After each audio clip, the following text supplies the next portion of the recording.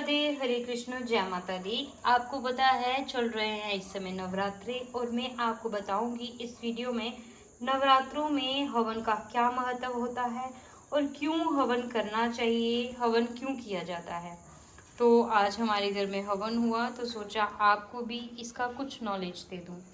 जय माता दी दोस्तों, आज हम बात करेंगे नवरात्रों में हवन के महत्व के बारे में। नवरात्रों में पवित्र पर्व देवी माँ की उपासना का सबसे शुभ समय माना जाता है और इस दौरान हवन करना बहुत ही फायदेमंद होता है। हवन का मतलब क्या होता है, आइए मैं आपको बताती हूँ। हवन का मतलब होता है अग्नि में आहुति देना। अग्नि जो अग्नि देवता है, अग्नि को देवों का मुख माना जाता है।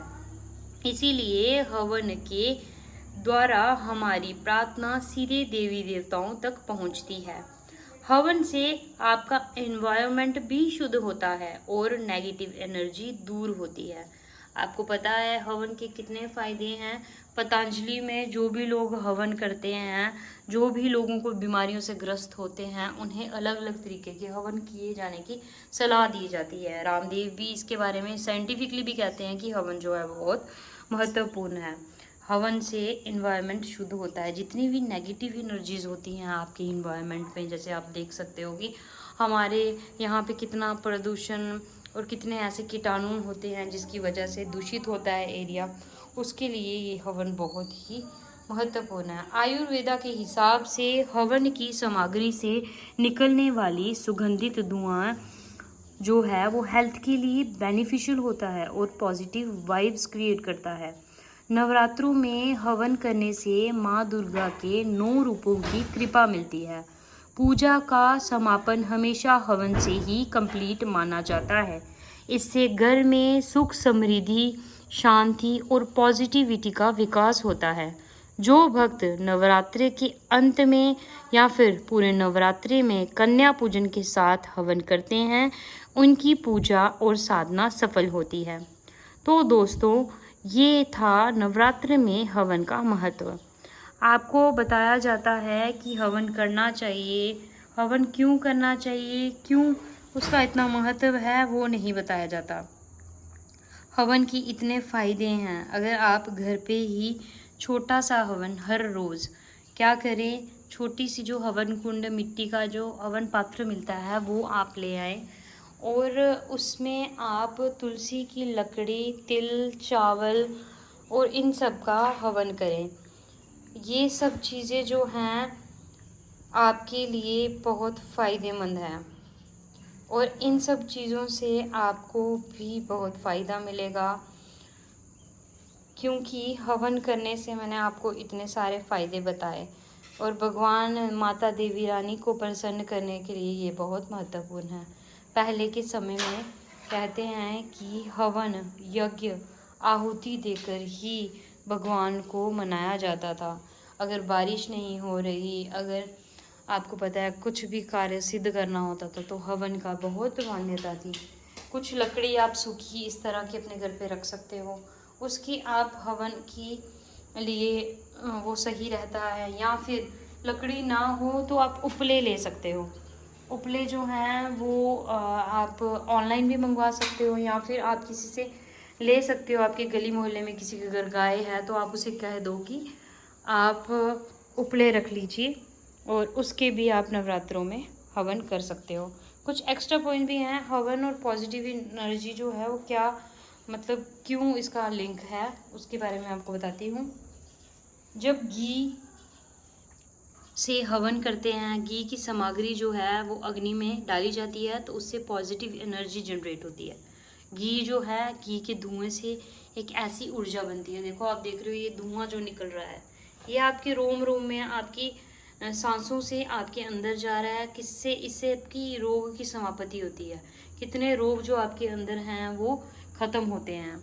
तो इसीलिए जो पॉजिटिव एनर्जी जनरेट होती है उससे आपको बहुत फ़ायदा होता है। घर का माहौल पवित्र होता है और शांत बनता है। साइंटिफिक एंगल से देख के वो मैंने आपको बताया कि हवन से निकलने वाला धुआं जो है वो हार्मफुल, जितने भी आगे पीछे आपके हार्मफुल जर्म्स और बैक्टीरिया को डिस्ट्रॉय करता है। इससे एयर प्यूरिफिकेशन भी होता है। आप मानो कि नेचुरल सैनिटाइज़र भी कह सकते हो आप इसको, नेचुरल सैनिटाइज़र की तरह काम करता है। स्पिरिचुअल बिलीफ को भी बढ़ाता है। हवन को देवी माँ तक संदेश भेजने का माध्यम माना जाता है। ये मनोकामना पूर्ति और दुख दूर करने में मदद करता है। नवरात्रों में, नवरात्रों के अंतिम दिन या फिर आप नवरात्रों में हवन कर सकते हैं। अष्टमी या नवमी को हवन होता है तो उसे पूर्णाहुति भी कहा जाता है। पूर्णाहुति मतलब अंत में जो आप आहुति देते हैं। ये हवन पूरे 9 दिन की साधना को सफलता देता है। कन्या भोजन के साथ हवन करना सबसे शुभ माना जाता है। तो इस समय बहुत अच्छा आपके सामने ये टाइम चल रहा है जो नवरात्रे का। आप नवरात्रों में किसी भी मनोकामनाओं के लिए, किसी भी मनोकामना जो आपकी पूर्ण करनी है उसके लिए इसका घर पे हवन यज्ञ कर सकते हो। छोटा सा ही मैंने आपको बोला, लकड़ियों के साथ आप कर सकते हो। इस तरह की लकड़ियाँ या सूखी लकड़ियाँ, या फिर आपके घर में तुलसी माता है उनकी सूखी लकड़ियों से आप हवन कर सकते हो। और थोड़ा सा सामग्री आप घर पे बना सकते हो। उसमें अगर आपके पास कपूर है, गूगल धूप है, थोड़ा सा चावल, तिल, घी, जौ, मतलब ये सब चीज़ें घर पर लेकर, कोई ड्राई फ्रूट वगैरह जो है उसको मिक्स करके आप घर पे ये सामग्री बनाओ और आहुति दो। ये बड़ा कुंड आपके पास नहीं है तो छोटा कुंड बना लो, मिट्टी का कुंड बना लो, उसको धूप में सुखाओ और इस तरह की सामग्री जो है बना के आप आहुति दो। और हवन यज्ञ को संपूर्ण करने के लिए श्रद्धा भक्ति से देवी देवताओं के आगे नतमस्तक होके जो भी कार्य आप करेंगे वो सिद्ध ज़रूर होगा। तो इसीलिए मैंने आपको बताया कि हवन का कितना महत्व है और हवन करने से कितनी बाधाएं, जो मुश्किलें दूर होती हैं। पहले के जो समय था सतयुग में, हवन यज्ञ से ही भगवान को मनाया जाता था, खुश किया जाता था और हवन यज्ञ से बहुत ज़्यादा फ़ायदे होते थे। आजकल के लोगों को इसका कोई नॉलेज नहीं है। वो नाम जाप करते हैं, पूजा पाठ करते हैं, बट उसके साथ साथ हवन करना भी काफ़ी ज़्यादा ज़रूरी है नवरात्रों के दिनों में, जैसे मैंने आपको बताया। और हवन बड़ा या छोटा दोनों ही कर सकते हो आप। मैंने बताया छोटा हवन कर सकते हो, घर के मंदिर में भी कर सकते हो। पॉसिबल हो तो डेली घर पे आप पॉजिटिव एनर्जी के लिए धूप के साथ, गूगल धूप के साथ आप कर सकते हो हवन। हवन के मैंने आपको बताया कि आपकी हेल्थ के भी बहुत फ़ायदे हैं। सिर्फ अगरबत्ती या धूप जलाने की बजाय अगर समय मिले तो छोटी कुंडली में घी का हवन कर सकते हो, सामग्री डालकर छोटा सा हवन कर सकते हो आप। तो इसीलिए मैं आपको बताया हर एक चीज़ के अलग अलग फ़ायदे हैं। जैसे घी का अलग फ़ायदा है, उसकी जो ऊर्जा, उसके जो धुआं है उसका अलग फ़ायदा है, घी का, तिल का, दीपक का। तो इस समय जो आपको पता है कार्तिक मास आने वाला है, इस समय जो आपकी ऊर्जा होती है ना, इतनी प्यारी होती है आपके इर्द गिर्द बनी हुई कि क्या बताऊँ आपको। इतनी पॉजिटिविटी आती है, मुझे तो बहुत पॉजिटिविटी आती है। अब ऐसे देखो कि इन्वायरमेंट में इतना ज़्यादा अच्छा माहौल होता है, आपके इर्द गिर्द ऐसे वातावरण भी शुद्ध होता है। तो आप अगर पॉजिटिव चीज़ें करेंगे तो आपको और भी पॉजिटिव इफ़ेक्ट दिखेगा।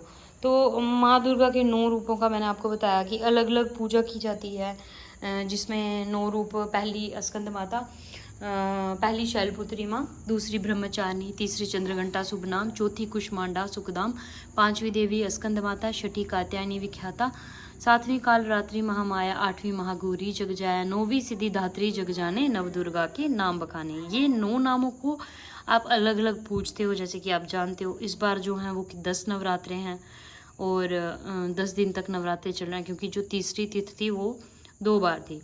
आप दुर्गा सप्तशती का जब भी पाठ करते हैं, जो भी आप मंत्र बोलकर हवन कर सकते हैं किसी भी चीज़ का। जैसे आपको बताया कि आपकी कुंडली में राहु की दशा हो, शनि की दशा हो, बृहस्पति की दशा हो, ये सारे दशाएं अगर आपने अपनी कुंडली से दूर करनी है तो आप हवन उसी मंत्र के जाप का करें, राहु देव जी का करें, ओम राम ह्रीम रूम राहुवे नमः, या बृहस्पति जी का, जिसका भी आपको बताया गया है। और अग्निदेव हमें पता है कि अग्निदेव जो है वो सारे देवी देवताओं का, मतलब यहाँ से ही उन्हें अग्नि से ही आहुति दी जाती है। हवन हमेशा अग्निदेव को ही समर्पित होता है, क्योंकि अग्नि को देवताओं को मुख माना जाता है। ये तो मैंने आपको बताया।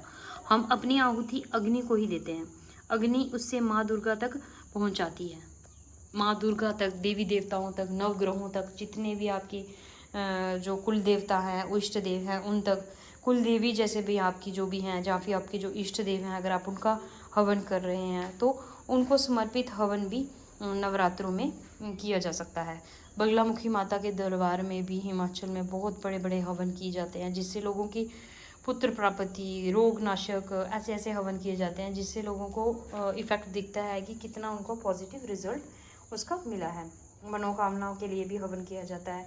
कुछ लोग अपनी विशेष जो भी होती हैं वो हवन करवाते हैं, वो स्पेशल विशेष जो अपनी पूरी करते हैं, जो उनको पूरा फल उसका मिलता है। शक्ति हवन किया जाता है शक्ति की प्राप्ति के लिए, शांति की प्राप्ति के लिए। आजकल आपको पता है कलयुग में अशांति है, मन भटक रहा है, तो इस तरह आप क्या कर सकते हो कि अपनी शांति के लिए, घर में शांति या फिर पॉजिटिविटी के लिए समृद्धि हवन कर सकते हैं। धन धान्य और सुख समृद्धि के लिए ये कर सकते हैं। आहुति में हमेशा बोलना क्या होता है वो भी मैं आपको बता दूं। आहुति देते समय हमेशा स्वाहा बोला जाता है। स्वाहा जो है वो कहते हैं कि स्वाहा से ही आहुति जो है वो पूर्ण होती है, और अग्नि की जो पत्नी हैं अग्निदेव जी की, उनका नाम भी स्वाहा है। सबसे कॉमन जो है वो स्वाहा बोला जाता है देवी के मंत्र के साथ। जैसे आप बोल सकते हैं ओम ऐं ह्रीं क्लीं चामुंडाई विष्चे, उसके साथ स्वाहा। जब भी आप आहुति देते हैं तो स्वाहा ज़रूर बोलें। स्वाहा से ही आपकी आहुति जो है वो लगती है। तो इसीलिए मैंने आपको ये सब बताया। उसके बाद एक चीज़ और है कि आप जब भी आप हवन वगैरह करते हैं तो हवन वगैरह 5, 11 इस मतलब ऑड नंबर्स में करें आप। ऑड नंबर्स में हमेशा किया गया 21, 11 इस तरह का हमेशा जो हवन है वो हमेशा करना चाहिए, वही अच्छा माना जाता है ऑड नंबर्स में, ठीक है। तो आहुति का समर्पण जो है वो होता ही स्वाहा से है। स्वाहा बोलकर हम उस आहुति को देवी देवताओं को समर्पित कर देते हैं। मतलब ये आहुति हम आपको अर्पित कर रहे हैं। स्वाहा का मतलब होता है ये आहुति हम आपको समर्पित कर रहे हैं। मंत्र का पूर्णता करने के लिए भी हमें स्वाहा बोलना पड़ता है। हर वैदिक मंत्र का एक एंड वर्ड होता है।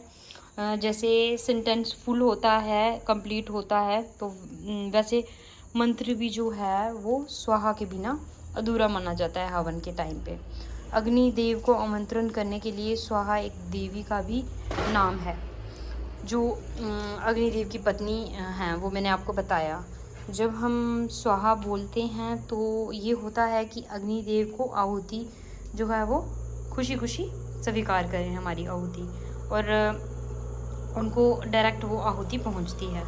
स्वाहा के बिना अगर आप आहुति दे रहे हो तो वो आपकी नहीं मानी जाती, वो अधूरी होती है।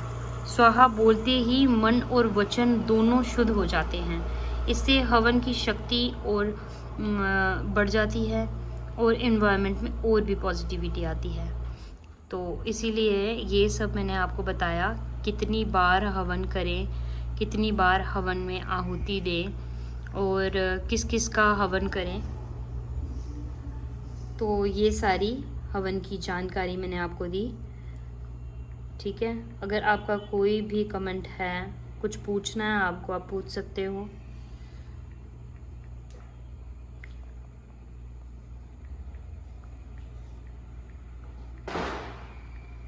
वैसे तो मैंने इस वीडियो में सारा कुछ कवर किया, क्यों किया जाता है, कैसे किया जाता है, इसके क्या फ़ायदे हैं, जिसको भी आजकल के यूथ को ये सब नॉलेज नहीं है, जिसकी वजह से यूथ जो है वो पूरा नॉलेज ना ले पाते हुए पीछे रह रहा है। और मैं यही मेरा उद्देश्य है चैनल से कि मैं आज के यूथ को हर एक चीज़ बता सकूं कि क्यों ये पूजा पाठ का महत्व है, क्यों मतलब आपको हवन करना चाहिए, मंत्र का, बीज मंत्र का क्या मतलब है, बीज मंत्र बोलने से क्या होता है। नॉर्मली आपको कोई भी क्वेश्चन हो आप मुझसे पूछ सकते हैं। नॉर्मली जो भी लोग पूछ रहे थे कि हवन कब करना चाहिए, आप कभी भी कर सकते हो। मुझे लगता है कि आप किसी भी दिन मन श्रद्धा भाव से करें तो वो संपूर्ण होगा, पर अष्टमी नवमी पे आप पूरा जो आहुति दे के करते हो एंड में ज़्यादा अच्छे से आप कर सकते हो। लेकिन अगर आप स्पेशल कोई संकल्प रहे हो शांति के लिए, समृद्धि के लिए, हेल्थ के लिए, अपनी हेल्थ के लिए, इस तरह की अगर आप संकल्प ले रहे हो, फिर आपको कुछ विश है वो पूरी करनी है, तो आप हर दिन छोटा हवन करो। हर दिन छोटा छोटा हवन घर पे कर सकते हो, जैसे मैंने आपको बताया किस तरह करना है। नॉर्मली रोज़ाना करना चाहिए आपको वैसे तो, क्योंकि पॉजिटिविटी लाने के लिए जिस तरह आप डेली पूजा करते हो उस तरह आपको डेली हवन भी करना चाहिए। जो लोग गृहस्थी हैं वो छोटा हवन रोज़ कर सकते हैं, घी का सामग्री वगैरह बना के। एनवायरनमेंट को शुद्ध करने के लिए, या फिर किसी को कोई बीमारी है, आप देखिए कि किस चीज़ का हम हवन करें। तुलसी की लकड़ी का हवन जो जब भी आप करते हो ना, वो इतना ज़्यादा पॉजिटिव होता है। तुलसी की लकड़ी से आपको बहुत ज़्यादा पॉजिटिविटी मिलती है, और देवता भी जो है वो प्रसन्न होते हैं। तुलसी महारानी जो हैं वो कृष्ण कन्हैया को बहुत ज़्यादा प्रिय हैं, आपको पता है। राधा रानी लक्ष्मी मैया का रूप है ये। तो विशेष पूजा में आप पूर्णिमा, अमावस्या, जन्माष्टमी, दिवाली, नवरात्रे, गृह प्रवेश, जन्मदिन, या भी कोई स्पेशल पूजा आपके घर पे है तो आप उस समय पे भी हवन कर सकते हो।